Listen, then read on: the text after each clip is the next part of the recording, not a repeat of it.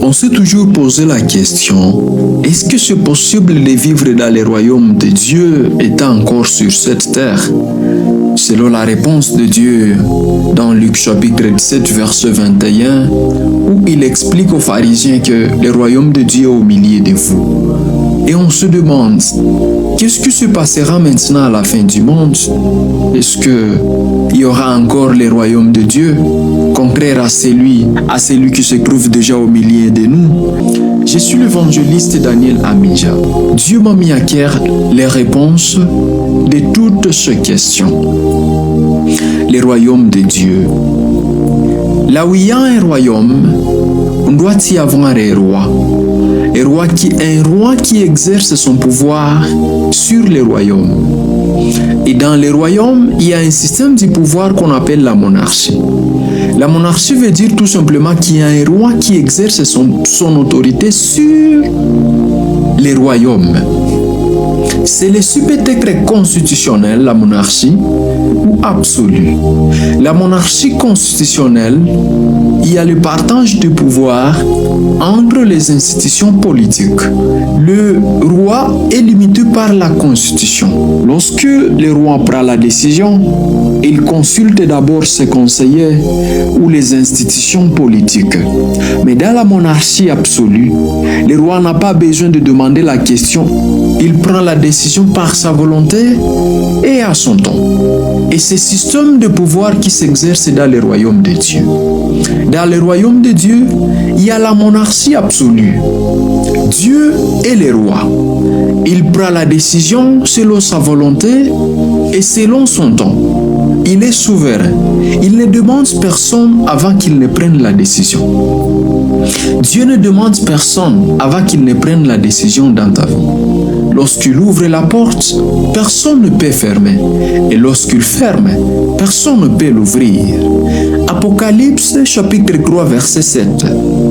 Écrit à l'ange de l'église de Philadelphie. Voici ce que dit le saint, le véritable, celui qui a la clé de David, celui qui ouvre et personne ne fermera, celui qui ferme et personne n'ouvrira. Lorsque Dieu prend la décision d'ouvrir dans ta vie, personne ne peut fermer. Je prie que Dieu ouvre toutes les portes fermées dans ta vie et que personne ne pourra jamais fermer. Oui, lorsque les humains prennent les initiatives de fermer, Dieu prend la décision d'ouvrir. Paul et Silas se sont retrouvés dans une prison, enfermés dans une prison sous le règne des humains. Mais lorsque Dieu a pris la décision d'ouvrir, il a agi par une décision extraordinaire. Voici ce que dit la Bible. Actes chapitre 16 verset 26. Tout à coup, il se fit un grand tremblement de terre.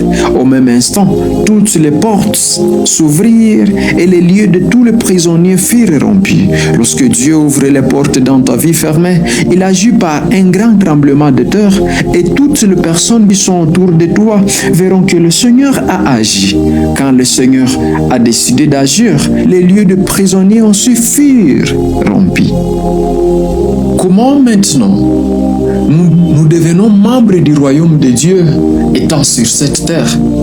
Nous devenons membres du royaume de Dieu en croyant au Seigneur Jésus-Christ. Une question a été posée au Seigneur Jésus. Quand est-ce que le royaume de Dieu viendra? Et Jésus avait répondu que le royaume de Dieu est au milieu de vous. C'est-à-dire, Jésus voudrait répondre aux pharisiens que c'est moi qui suis le royaume de Dieu. Autrement dit, si vous voulez avoir le royaume de Dieu, vous devez d'abord passer par moi. Parce que c'est moi qui suis le chemin, la vie et la vérité. C'est que pour obtenir le royaume de Dieu, ou soit pour entrer dans le royaume de Dieu, nous devons d'abord passer par Jésus-Christ. Il est le chemin, la vie et la vérité. Si tu veux obtenir le royaume de Dieu, passe d'abord par Christ. Tu dois d'abord recevoir Jésus-Christ comme Seigneur et Sauveur dans ta vie. Ainsi donc, lorsque nous recevons maintenant Jésus-Christ, automatiquement, nous devenons membres du royaume de Dieu. Ainsi donc, ne vous conformez pas aux choses de ce monde, faites les choses du royaume de Dieu. Étant donné que nous sommes des étrangers sur cette terre, nous ne sommes pas appelés à faire les choses de ce monde, mais nous sommes appelés à faire les choses du royaume de Dieu. Les choses du royaume de Dieu, se marcher selon la volonté de Dieu. Faire ce qui est bon et agréable à Dieu. Romains chapitre 12, verset 2. Ne vous conformez pas au siècle présent, mais soyez transformés par les renouvellements de l'intelligence, afin que vous discerniez quelle est la volonté de Dieu, ce qui est bon et agréable et parfait. Nous ne sommes pas appelés à nous conformer au siècle présent. Le conformisme est une soumission aveugle, une mauvaise imitation qui détruit. Nous ne sommes pas appelés à se conformer au siècle présent, mais nous sommes appelés à nous adapter.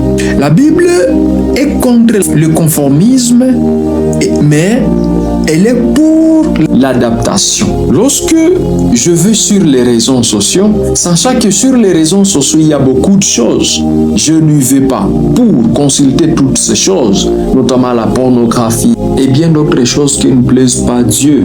Mais moi, je veux pour y apporter la bonne nouvelle, essayer d'amener même une âme à Christ.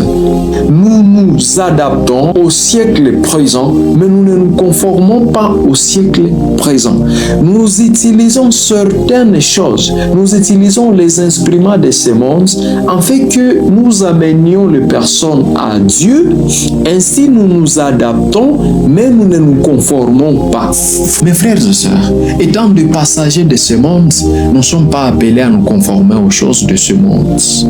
Et nous vivons dans le royaume de Dieu. Le royaume de Dieu est à nous, nous qui avons crié au Seigneur Jésus-Christ. Ce que les pharisiens ignoraient, ils ne savaient pas que s'ils passaient par Christ, ils peuvent avoir le royaume de Dieu. Nous, étant des passagers de ce monde, un jour, nous allons vivre maintenant le royaume de Dieu, le jour où nous retournerons chez nous et nous allons vivre la vie éternelle là où nous irons. Et sur cette terre, nous sommes des passagers. Mais le jour que nous serons chez Dieu, nous aurons la vie éternelle. Mais sachez que le royaume de Dieu est en nous, nous qui avons crié au Seigneur Jésus-Christ. Et lorsque nous serons au ciel, nous allons vivre maintenant la vie éternelle. Et nous allons vivre la vie éternelle et nous verrons Dieu.